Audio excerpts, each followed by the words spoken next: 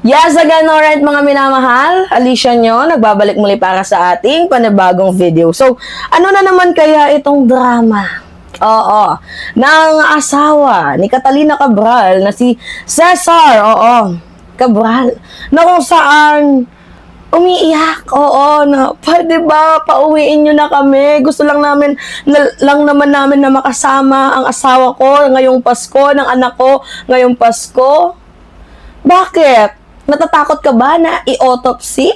Natatakot ka ba na tawag dito, i-DNA yung asawa mo? Kasi ngayon lang talaga ako nakaranas, mga minamahal, na ang lupit no? Siya lang talaga yung pamilya, siya lang talaga yung kaisa-isang asawa na na-notice ko ever in my life na namatayan na ayaw ng hustisya. Ayaw pa imbestigahan ng asawa. Anong klaseng asawa ka? Anong klaseng pamilya ka? Na-judge something sa imo brains? Diba? Or baka naman 100% ayaw nyong mabuking. Na hindi naman talaga si Catalina Cabral, yang nandyang bangkay na yan. Ngayon, kung hindi si Catalina Cabral yan, sino yung napagtripan ninyong itigibumbum at palabasin na yan yung asawa mo? Kawawa naman ata yung kinidnap ninyo. Nabangkay kung totoo man. Diba baka kasi hindi natin sure. Stage play. Itong drama na to. Kasi dalawa lang yan It's either foul play or stage play. Ngayon sa foul play naman, asawa na yung nagsabi na wala naman daw silang nakitang foul play. Ngayon nagtaka ako. Paano mo nasabing walang foul play kung hindi pa na-DNA, kung hindi pa na-autopsy? Di ba? Paano mo nasabing walang foul play? Bakit ikaw na yung nag-indicate na na walang foul play? Hindi ba dapat yung nagdi-DNA, yung nag-autopsy, tapos yung investigator, hindi ba dapat sila?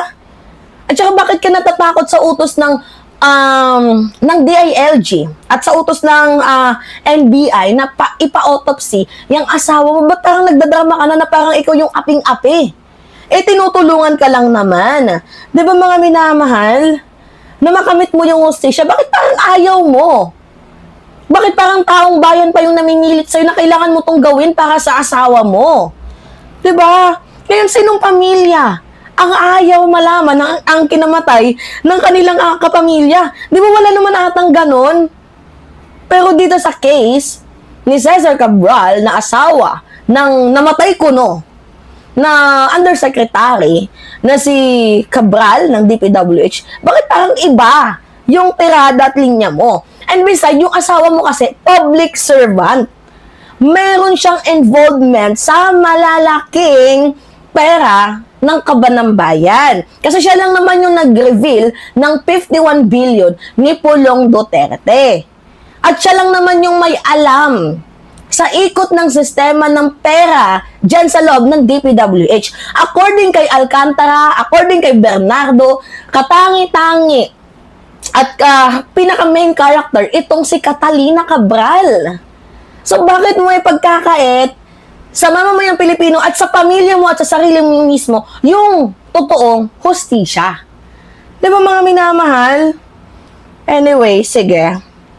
Pakinggan natin tong sinabi ng DILG at ng NBI kasi pinupuwersa na ipa-autopsy ang itong asawa ni Cesar Cabral. Pero itong si Cesar Cabral parang nangingit-ngit sa galit na ano pa bang gusto niyong malaman? Ito na acting yarn. Alright, continue tayo. Patuloy na pinapalaga ng pamilya ni dating Undersecretary Catalina Cabral ang utos na i-autopsy muna ang sinasabing bangkay nito. Gusto na nila itong maiuwi.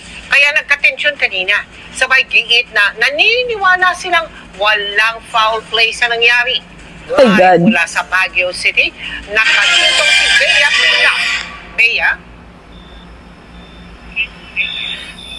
Mel, aksidente ang pagkakahulog ni dating DPWH Undersecretary Catalina Cabral sa bangin sa Tuba, Benguet. Ito ang paniniwala ng kanyang pamilya, kaya hindi na nila nais pang ipa-autopsy ang bangkay nito. Kasi ang sabi ng asawa, habang nag-a-unwind, nadulas daw. Like, what? Diba, mapapasabi ka lang, bobo ka ba? Nag-a-unwind, tas nadulas namatay, yan lang yung ibibigay mo sa aming reason? Mabigay-bigay ba yung reason na binigay mo sa amin? Acceptable reason ba yun na habang nag-a-unwind na dulas? Tapos ayaw mong ipa-autopsy? Tarantado ka ba? Nanggigigil ako. Pigilan niyo ako mga minamahal. Nanggigigil ako. Nadulas lang daw. Hindi ba na... Ay, nako.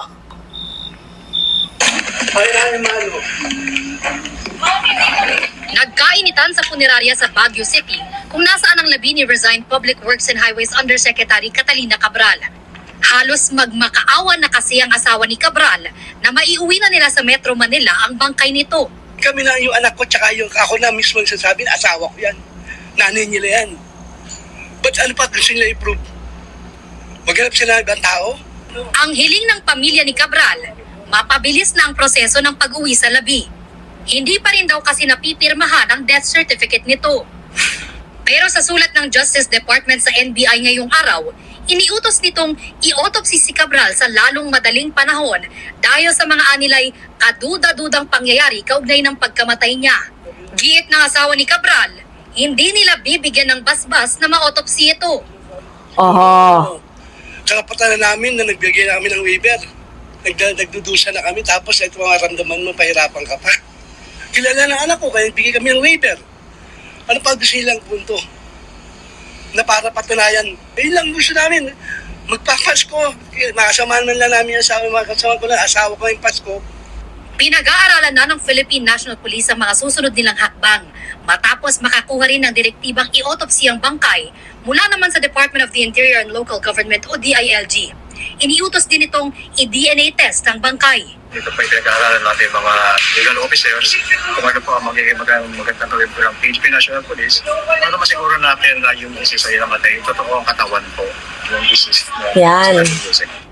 Pumanaw ang dating undersecretary matapos umanong mahulog sa bangin sa Tuba, Benguet. Naniniwala ang pamilya niyang aksidente lamang ito at walang foul play. Nagpunta siya dito para mag-unwind. Magkausap pa kami nung ano eh. Before that day eh. Then sabi ko pa sa kanya, ba't hindi ka umatin nung ICI meeting? Pero ang sabi ng tauhan ng CIDG sa kanya, hindi pa nila ma-rule out ang anggulo na may foul play. Itinanggi rin niya na naisauli sa kanila ang cellphone at iba pang gamit ni Cabral.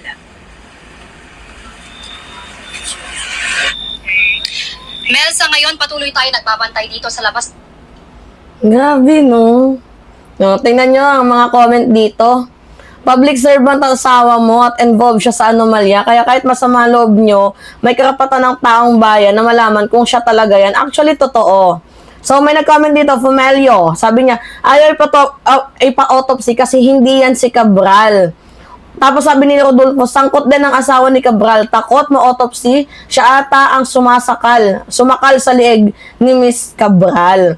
Sabi ni Lisa Pagerao, something fishy. Bakit ayaw ng pamilya niya ipa-autopsy? Kailangan ng taong bayan malaman kung siya talaga si Miss Cabral para walang duda. O bakit ayaw ma-autopsy? I smell something fishy. Sabi nga ni MJ Santiago, dapat nga pabor silang ma-autopsy para malaman talaga ang sanhi ng pagkamatay. Kakaiba talaga, parang may pinagtatakpan. So, at the end of the day, mga minamahal, ang kailangan natin dito yung SOCO.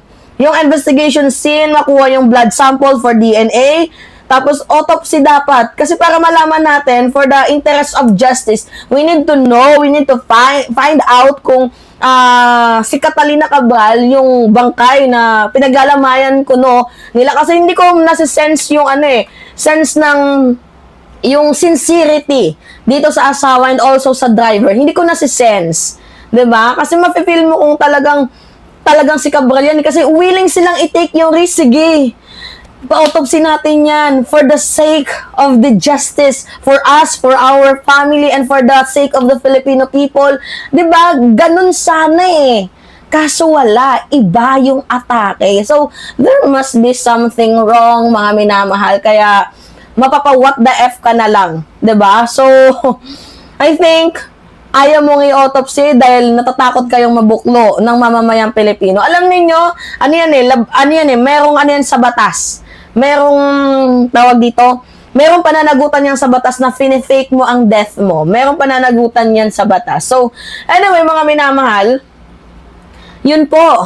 Eh, syempre, mayaman din yan si Cabral. Baka yung asawa, abay, 'di ba? Ayaw na din na, 'di ba? Yung pinag-iwanan ng yaman, hindi natin alam. Pero sa aking pagkakaalam, naka-freeze yung bank account ni Cabral eh. We do not know lang, baka yung iba hindi. Anyway, kayo po, ano yung masasabi nyo dito? Yeah, it's me again, Alicia nyo. Mga minamahal, nagbabalik muli para sa ating panibagong video. Maraming salamat at ingat, mga kababayan.